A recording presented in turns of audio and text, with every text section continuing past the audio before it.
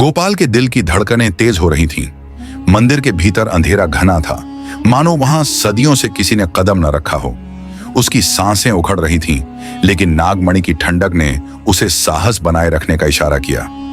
जैसे ही उसने मंदिर के द्वार को पार किया, एक गूंजती हुई आवाज पूरे परिसर में फैल गई।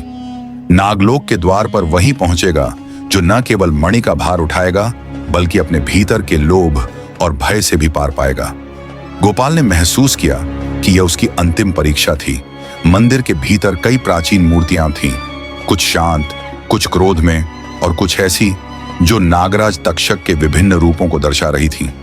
अचानक मंदिर के बीचों बीच जमीन हिलने लगी और एक विशाल पत्थर का फर्श हटकर एक गहरा कुआं प्रकट हुआ। कुएं से नीली रोशनी की किरणें ऊपर उठने लगी और उसके भीतर से तक्षक की परछाई उभर आई। अब निर्णय का समय है, मानव तक्षक की गूंजती हुई आवाज ने कहा। तुम्हारे पास दो रास्ते हैं, या तो इस मणि को नागलोक के कुएं में समर्पित कर दो और स्वयं मुक्त हो जाओ, या इस शक्ति को अपने पास रखकर अमृतत्व और अपार सामर्थ्य प्राप्त करो। लेकिन याद रखो, जो लोभ में फंसेगा वह न केवल स्वयं नष्ट होगा, बल्कि इस संसार का विनाश भी सुनिश्चित करेगा। गोपाल के हाथों में मणि की ठंडक और अधिक बढ़ने लगी, जैसे वह उसकी आत्मा के हर विचार को महसूस कर रही हो। उसके भीतर एक तीव्र संघर्ष चल रहा था। अमृतत्व और शक्ति की पेशकश बहुत प्रलोभन भरी थी। वह साधारण चरवाहे से कुछ बड़ा बन सकता था, अपने गांव को गरीबी और दुखों से मुक्त कर सकता था। लेकिन तभी उसके मन में तक्षक की चेतावनी गूंज उठी, यदि उसने लोभ किया तो नागमणि मानवता का अंत लिख देगी। तभी मंदिर के बाहर नागों की फुफकारें और जोरदार हो गईं, मानो समय समाप्त हो रहा हो। गोपाल ने एक आखिरी बार मणि की ठंडक को महसूस किया और गहरी सांस ली। उसने अपने भीतर उठते लोभ को दबाते हुए मणि को कुएं की ओर बढ़ाया। जैसे ही उसने मणि को कुएं में छोड़ा, एक तेज नीली चमक चारों ओर फैल गई। नागराज तक्षक की परछाई ने गंभीर स्वर में कहा, तुमने सही चुनाव किया मानव। तुमने लोभ पर विजय पाई है और अब नागलोक को शांति मिल गई है।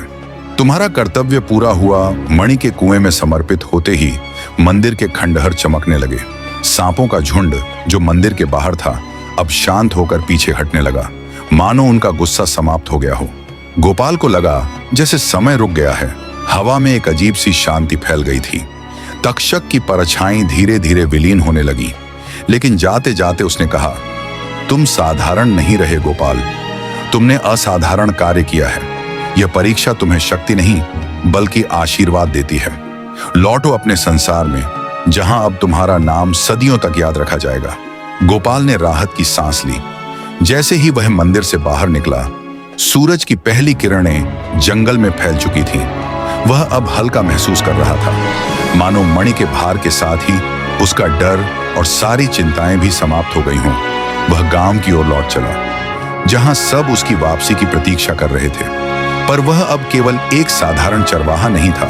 वह अब वह व्यक्ति था जिसने लोभ और भय को हराकर संसार को बचाया था।